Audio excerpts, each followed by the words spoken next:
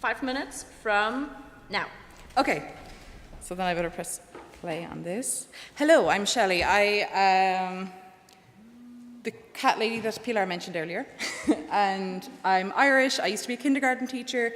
I work in tech now, and I'm the community, hang on, I can't get the stuff to go away from that, the community outreach manager for the open source initiative, and I am going to give you a controversial thing that a lot of people don't actually do. I'm going to tell you to be kind to yourself and go back closer to the microphone again.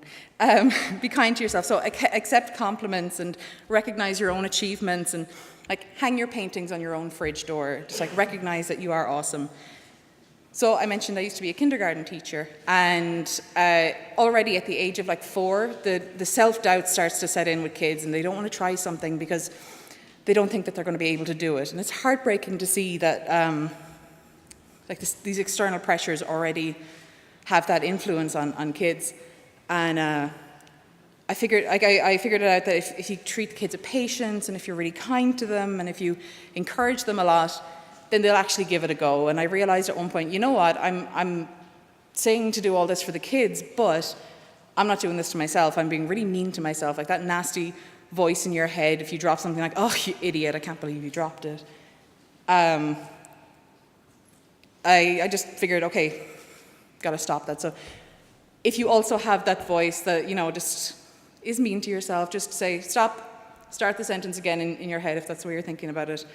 Just be like, okay, no, I'm gonna be nice to myself, I dropped the thing, I'll pick it up, and then I'll keep going. And something I found very surprising when I started doing this was the fact that it saves a lot of time. I'm not just standing there for 10 minutes thinking, oh my God, I'm such an idiot.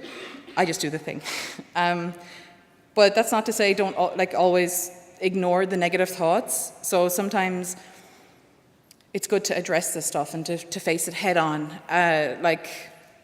Just to speak it aloud, it's hard to be alone on the weekend, or I'm doing all this work and nobody's acknowledging that I'm getting all this stuff done.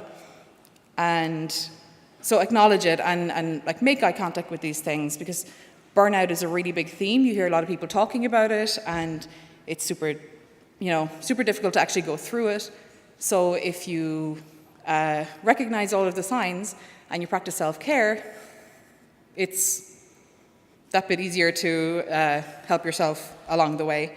So figure out the things that help you, like the self-care things that are good for you. So like you could keep a little notebook of things that are, things that you've done that you're happy that you've done. So like your done list or your awesome notebook.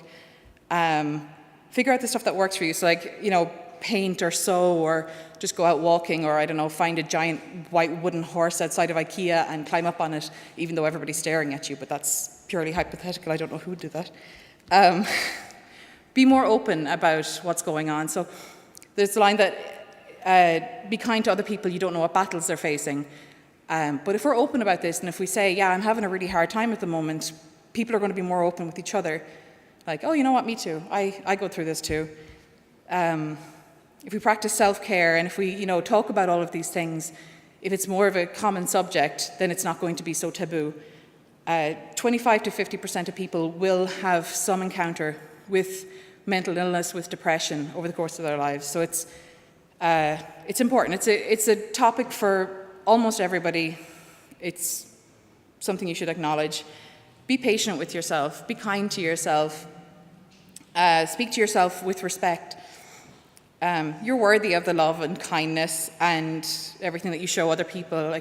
Don't speak to yourself, or rather, speak to yourself like you would to a good friend or to a small child.